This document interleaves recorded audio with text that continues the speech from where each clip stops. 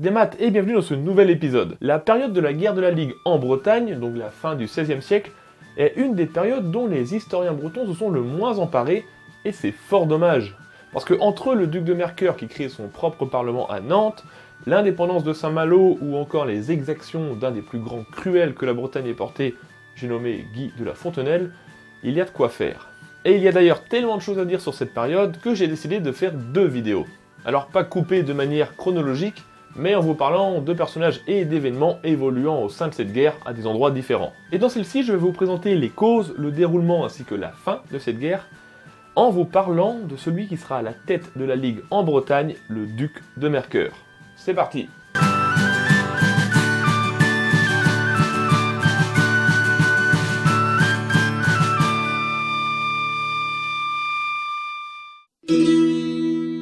Ce que l'on appelle guerre de religion est en fait une série de 8 conflits tenant de la guerre civile qui opposent catholiques et protestants durant la seconde partie du XVIe siècle. Et celle qui nous intéresse ici est la dernière, puisque sur les 7 premiers conflits, la Bretagne est plutôt épargnée.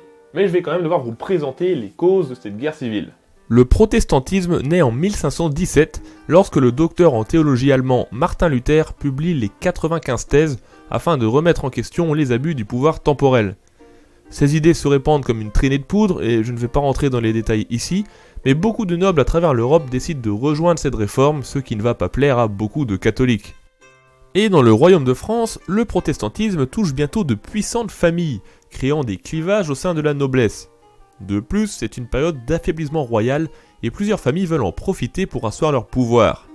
Principalement 3, qui useront de leur réseau pour contrer les autres. Il s'agit des Montmorency, plutôt catholique, quoique avec une partie de la famille protestante, mais surtout toujours prête à s'unir pour contrer les deux Guises, leaders de la Ligue et champions de la foi catholique autoproclamée. Et il y a les Bourbons, descendants des anciens rois et meneurs du parti protestant. Quant aux différents rois qui vont se succéder, ils seront quant à eux entre les deux, essayant de jongler pour garder un semblant de pouvoir. Les guerres de religion se découpent donc en 8 conflits entrecoupés de brèves périodes de paix. Et on peut dire que ça commence en 1562, lorsqu'une cinquantaine de protestants sont tués par les troupes du duc de Guise. C'est le début d'un conflit entre ces 3 plus grandes familles qui va mener à différents sièges, assassinats ou massacres, dont le plus connu est sans aucun doute celui de la Saint-Barthélemy.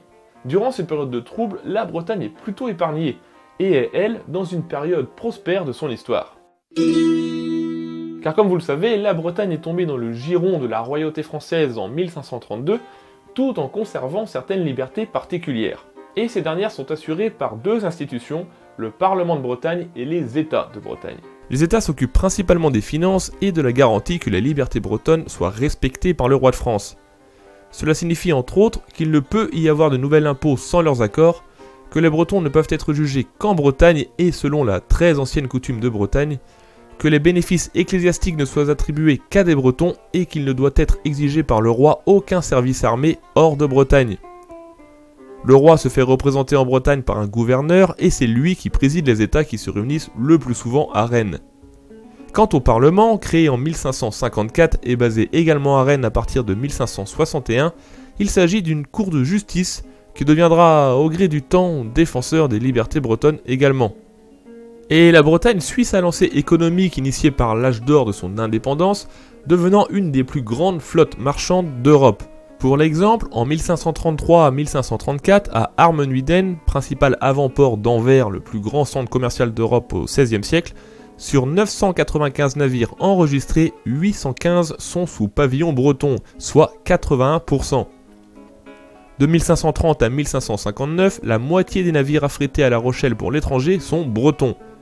Epenmar est le premier port d'armement en Europe, tandis que Saint-Malo, de son côté, met en place des circuits commerciaux et s'enrichit entre autres par la pêche à la morue à Terre-Neuve. Bref, la Bretagne se porte bien, très bien même, profitant de cette période des grandes découvertes et de sa gestion interne dans laquelle le roi de France n'intervient pas et qui permet de tirer profit au mieux de sa particularité qu'est sa proximité avec l'océan. Et en ce qui concerne la religion, le catholicisme est très ancré dans la province et hormis quelques familles nobles comme les Rohan ou quelques villes comme Vitré, le protestantisme ne se propage pas énormément et quand il le fait, cela ne pose aucun problème. Mais tout ça va changer avec l'arrivée d'un nouveau gouverneur en 1582, j'ai nommé le duc de Mercœur. Philippe Emmanuel de Lorraine, duc de Mercœur, naît en 1558 en Lorraine, comme par hasard. Issu donc de la maison de Lorraine, il est proche de la famille des de Guise qui sont eux-mêmes une branche de cette maison. De plus, il est lié à la famille royale française à partir de 1575, puisque sa sœur se marie avec Henri III, le roi de France. Et il se lie à la Bretagne en épousant Marie de Luxembourg, duchesse de Penthièvre et lointaine descendante de Jeanne de Penthièvre et de Charles de Blois, acteur de la guerre de succession du duché de Bretagne au milieu du XIVe siècle. C'est un individu de son temps, amateur d'art et de poésie, très cultivé, parlant plusieurs langues, d'un naturel calme, éloquent et lent. Il est réputé lent dans ses discours, dans ses réflexions, dans ses choix et surtout dans le feu de l'action. Il est considéré par ses pairs comme peu courageux et peu batailleur, préférant se divertir et se ménager plutôt que faire la guerre. Mais par-dessus tout, c'est un fervent catholique. D'une dévotion sans faille, il est ancré dans l'esprit des croisades, ce qui l'amènera à combattre les protestants avec Henri III dans la 6e et 7e guerre de religion dans les années 1570. Et en 1582, le roi de France se nomme gouverneur de Bretagne. De par son cousin le duc de Guise, il est proche de la Sainte Ligue, même si Philippe Emmanuel ne rentre pas en rébellion ouverte contre le roi, à qui, rappelons-le, sa sœur est mariée. Seulement en décembre 1588, le roi fait assassiner Henri de Guise et arrêter toute sa famille pour essayer d'en finir une bonne fois pour toutes avec cette histoire. Et c'est exactement le contraire qui se passe puisqu'il est considéré comme un tyran et que la rébellion s'intensifie contre lui. À tel point qu'il sera lui-même assassiné en août 1589. Mais histoire de mettre encore un peu plus de pagaille dans tout ce bordel, il reconnaît avant de mourir le roi de Navarre, son beau-frère, comme successeur à la couronne française. Sauf que Henri de Navarre est protestant. Et là, pour être vulgaire, on pourrait dire que ça part en cacahuète. Après la mort du duc de Guise, la Ligue est alors tenue par son frère, Charles de Mayenne, qui fait soulever une bonne partie du royaume de France et plusieurs provinces, dont la Bretagne, tenue par Philippe Emmanuel. Alors le but de la Ligue à ce moment-là, c'est de destituer Henri IV pour introniser Charles X de la maison des Bourbons. Après un temps d'hésitation, le gouverneur de Bretagne, notre duc de Mercœur, se met à la tête de la Ligue bretonne et tente rapidement de rallier à lui les principales villes. Et globalement, il est suivi, à part Brest, Blavet, qu'il ravagera pour l'occasion, Vitré ou, la plus importante, Rennes. Et puisque Rennes et son parlement restent loyalistes, Philippe Emmanuel, basé à Nantes, décide de créer son propre parlement autonome, faisant ainsi coexister deux parlements en Bretagne. Le roi essaie bien de l'arrêter en envoyant un nouveau gouverneur, mais celui-ci est emprisonné par le Lorrain. Ce dernier se proclame protecteur de l'église catholique et romaine et, selon certaines rumeurs de l'époque, à prendre avec des pincettes, il est dit qu'il veut recréer l'ancien duché de Bretagne en s'appuyant sur les droits de sa femme. Le duc n'ayant jamais été très clair à ce sujet, cette question reste toujours sans réponse. Henri IV, qui a beaucoup à faire pour rester sur son trône, envoie son jeune cousin, le prince de Dombes, en Bretagne à la tête d'une armée pour tenter de reprendre les principales villes. Et on insiste à un conflit de type médiéval avec des sièges comme celui de Guingamp, Josselin, Hennebont ou encore Brest, menant à des victoires sans lendemain faute de vision à long terme. Profitant de cette période de trouble, les pillages s'intensifient, devenant même très lucratifs pour certains nobles comme le célèbre Guy de la Fontenelle. Alors je parlerai de ce personnage bien plus en détail dans l'autre vidéo. Ainsi, des villes comme Tréguier ou encore Carhaix sont pillées à plusieurs reprises. Vient s'ajouter à ça des règlements de compte entre seigneurs, des révoltes paysannes, une pincée de conflits religieux, et on obtient un joyeux bordel. Ah oui, et Saint-Malo en profite pour devenir indépendante, au passage. Mais ça aussi je développerai dans l'autre vidéo. Donc la Bretagne est divisée par cette guerre qui a tout d'une guerre civile sous prétexte de religion. Mais comme si tout ceci n'était pas assez, il fallait que les voisins maritimes s'en mêlent, et c'est ainsi que la Bretagne devient un enjeu international.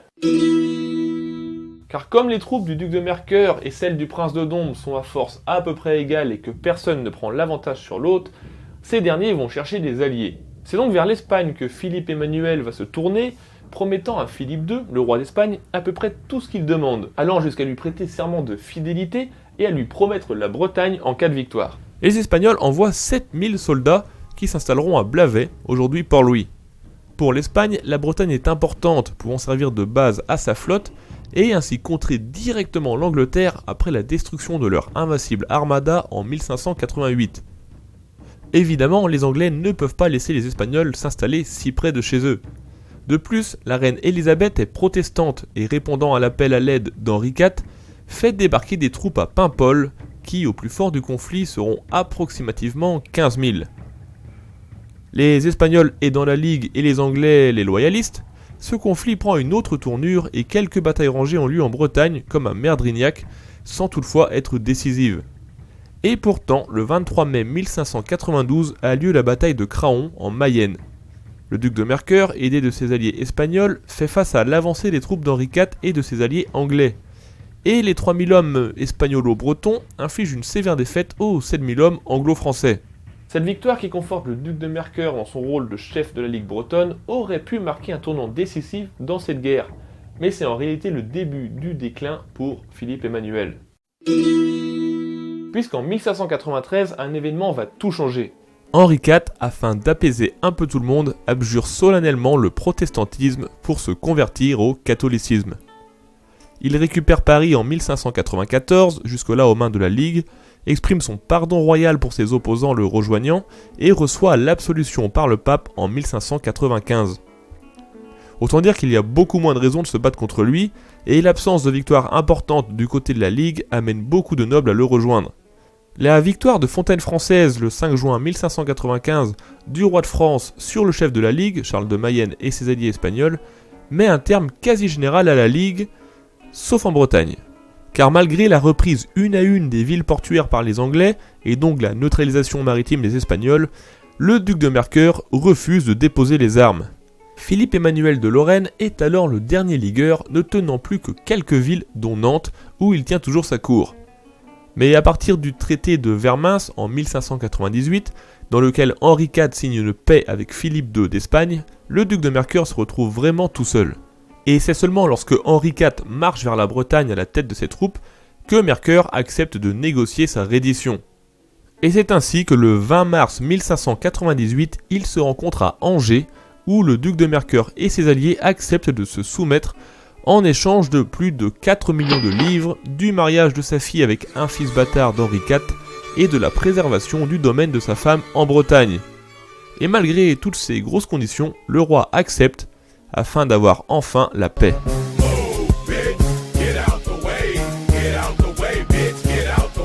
Un mois plus tard, le 13 avril 1598, Henri IV choisit alors Nantes, dernière capitale des ligueurs, pour proclamer le fameux édit de Nantes, censé mettre fin aux guerres de religion. Après tous ces événements, le duc de Mercœur part pour le Saint-Empire romain, où il entre au service de Rodolphe II afin de combattre les Ottomans. Une manière pour lui de continuer sa croisade. Il se taillera une bonne réputation parmi les troupes, leur apportant son expérience et sa richesse. Ces victoires iront jusqu'à inquiéter le sultan Mehmed III, qui demandera à Henri IV de le rappeler en France, ce que ce dernier ne fera pas. Et il terminera ses jours en 1602 à Nuremberg, succombant à une fièvre maligne à l'âge de 43 ans. La Bretagne, quant à elle, se remettra difficilement de cette période de chaos, épuisée en hommes et en ressources, mais parviendra tout de même à se relever pour atteindre au milieu de ce nouveau siècle sa dernière période de prospérité économique. Voilà pour cette vidéo au sujet fort intéressant et assez complexe. Alors l'autre vidéo ne va pas tarder, j'insisterai sur le côté guerre civile en Bretagne et les brigandages menés par Guy de la Fontenelle ou d'autres gens vachement sympathiques comme lui. Et j'en profiterai pour parler également des révoltes paysannes et de l'indépendance de Saint-Malo. Voilà, vraiment focalisé sur ce qui se passe à l'intérieur de la Bretagne. Si vous vous intéressez à cette période, je vous conseille le livre d'Hervé Le Goff, La Ligue en Bretagne, très complet et détaillé, où on peut suivre toute la guerre, toutes les batailles, tout ce qui s'y passe, c'est super intéressant. Et dernier petit point, si vous avez aimé la vidéo, n'oubliez pas de la partager sur les réseaux sociaux à fond, voilà, comme ça permet de faire connaître la chaîne, c'est super cool. Puis vous pouvez aussi vous abonner si ce n'est pas déjà fait, et commenter en dessous pour me dire ce que vous en avez pensé, et pour qu'on puisse communiquer tous ensemble, c'est génial. Sur ce, je vous dis Trugaré, à Kenavo.